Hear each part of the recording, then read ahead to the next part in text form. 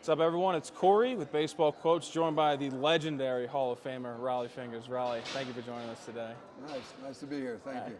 So, obviously, legendary Oakland Athletic, but could have been an LA Dodger at one point, correct? Yeah, it could have been the Dodgers back in 1964. Our Legion team went to the World Series in Little Rock, Arkansas, and this was before the draft, and that's where all the scouts saw me. So I pitched, and I played the outfield. So I led the nation in hitting that year, but I also pitched, and I won the last game in the World Series. So I had all the scouts were there. Then I started getting knocks on the door, and the Dodgers knocked on the door. They wanted to sign me. They were going to give me a $20,000 bonus. And my dad said, well, let's just wait and see if any other teams show up. Kansas City knocked on the door on Christmas Eve, and they were going to offer me $10,000. And my dad negotiated it up to $13,000. And then we talked and said, look, my dad said, the Dodgers just won the World Series. They got Koufax, they got Drysdale, they got a great pitching staff. You're probably buried in the minor leagues for a few years. He said, I would take the less money and go with Kansas City because they were just an up-and-coming team. So that's what I did, and it worked out fine. So I'm glad I did it. Definitely did. That probably hurts Dodgers fans a little bit, thinking about maybe Koufax, Drysdale, and their fingers coming in to close it down, but what could have been. Yeah. And speaking of your dad, he was roommates with Stan Musial, right? Right. This was before World War II. They were. He had signed with the Cardinals. He was with the Cardinals, I think, like 3 years in the minor leagues, and he roomed with Stan. I think Stan was a pitcher back then. That's why they put two pitchers together in rooms. So, and then Stan started playing some first base or outfield or something, so he started hitting. And I think he got 4 hits in a game, and that was the last time he went on the mound. So, my dad and I went to a St. Louis Cardinal game at the Coliseum in L.A. He hadn't seen Stan in years. And we went down along the down by the field. Yeah. My dad yelled at him. Stan came over. He remembered him too. So it was pretty cool. How old were you at this time? Were you a little starstruck, or did you? Oh yeah, I was definitely starstruck. I was I was probably about 11, 12, 13 years old, something like that. And to meet Stan Musial, that was great. That was great. Yeah. And now, obviously, can't talk to you without talking about the mustache. That was a Charlie Finley incentive, right? Yeah. Well, we grew it at spring training in 1972. Reggie came to spring training with a mustache and wouldn't shave it off, and all the guys got on him, and he wouldn't shave it off. And so there was about 4 of us. We decided, well, let's grow a mustache. It was me and Catfish Hunter and Darryl Knowles, Bob Locker, a bunch of pitchers. We started growing mustaches. And we figured if we grew mustaches, Dick Williams, our manager, would say, okay, guys, shave it off, because there was no mustaches in the game. Yeah. And then Reggie would have to shave his off. Well, Finley got wind of what was going on, and so he sent a memo down to the clubhouse and posted it on the bulletin board. Anybody who makes the club on opening day and you have a mustache, you get $300. So that's the only reason why I grew this thing, was to get $300 out of Charlie. So opening day, Charlie comes down in the clubhouse, 30 checks, 25 for the players, 4 coaches, and a manager. Everybody got a $300 check. Were you clean shaven up to that point? I was clean. Yeah. I never had any mustache or anything. So we had the mustaches. It was about we had about a 3 or 4 week growth. So it was starting to fill in. And I was just being different. Nobody else was doing the handlebars. Let's see what a handlebar looks like. So and then we started winning. And ball players we're the most superstitious animals in the world. Can't mess with the winning streak. So you don't want to mess with that. So we kept them, and we ended up winning the World Series in '72 with them. Can't cut it off after winning the World Series.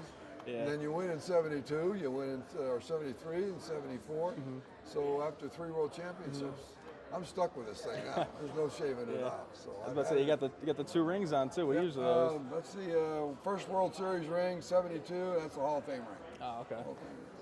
But yeah, speaking of Charlie Finley, he was known for his kind of antics a little bit. He had, for ball boys, the MC Hammer, and also in spring training, the orange baseballs, right? Did you ever pitch with those? Yes.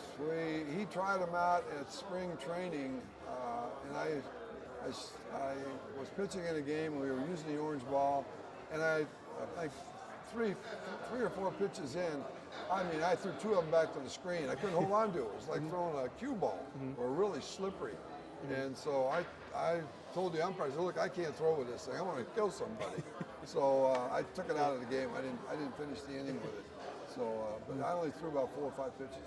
Did the balls back then, they were rubbed up, correct? Like with the dirt or mud? They rubbed them up, but it was couldn't do it. It was still kind of weird and slippery. Yeah. It was tough to throw.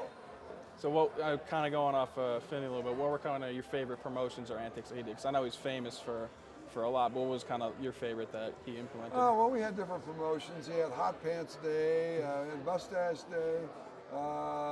They did things with the farmers. We were out milking cows, and we hit golf balls. We were hitting golf balls into circles in the outfield. There was always something going on at the ballpark. Yeah. And it was pretty good. We would pack the house up on those days. Yeah. But he had some fun promotions. Yeah. They were good. Was there ever anyone that you wanted to, that you maybe pitched to him, or someone pitched that didn't happen?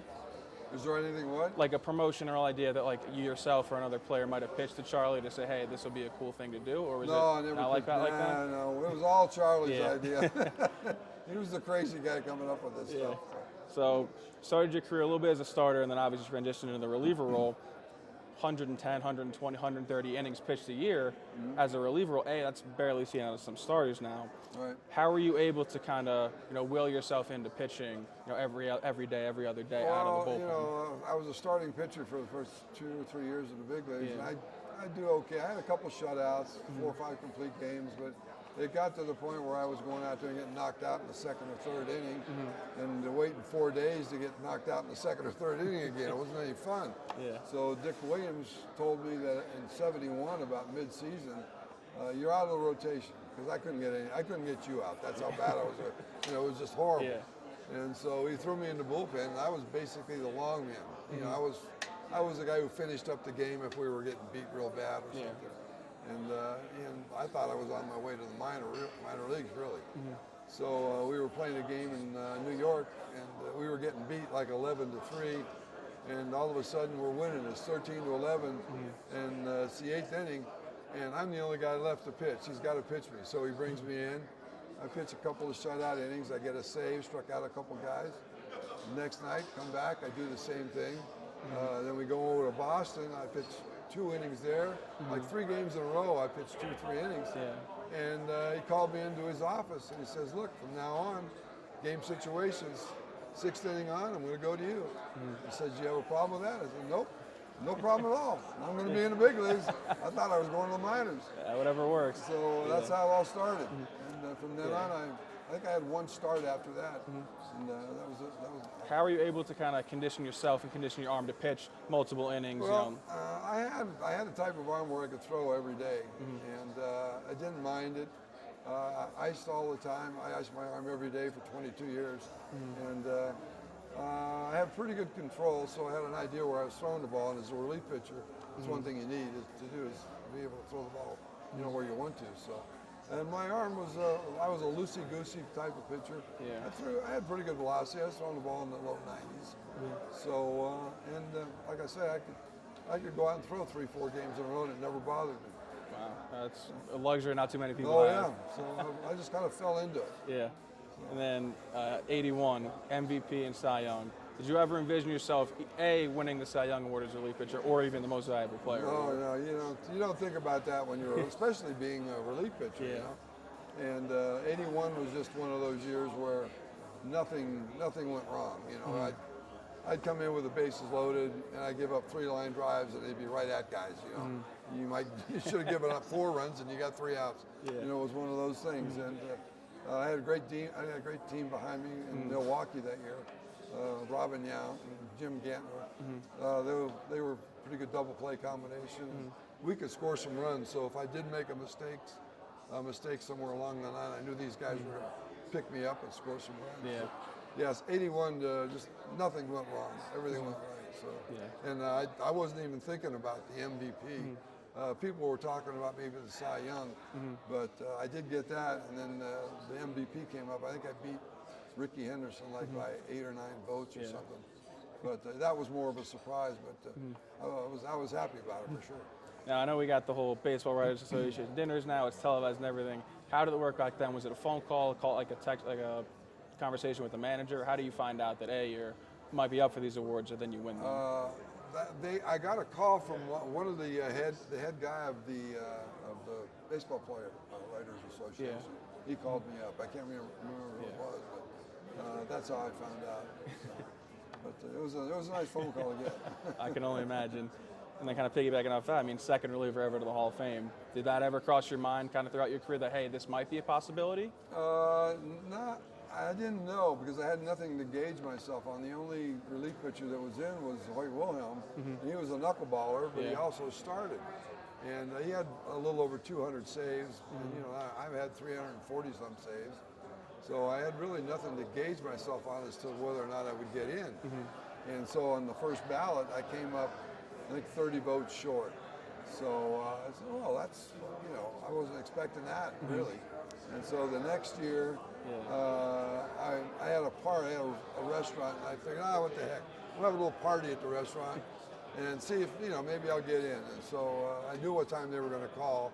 They called me up and said, you might get this call right around 6:30 in the evening. So I gave them the number at the restaurant where I was at. And sure enough, 6:30, I got the call. Congratulations, you're in the Hall of Fame. Yeah. And that was really cool. I had to go right straight from my party to the airport to fly to New York. That night? That night. Wow. I was on a red eye. That's no time to enjoy it? No, about an hour.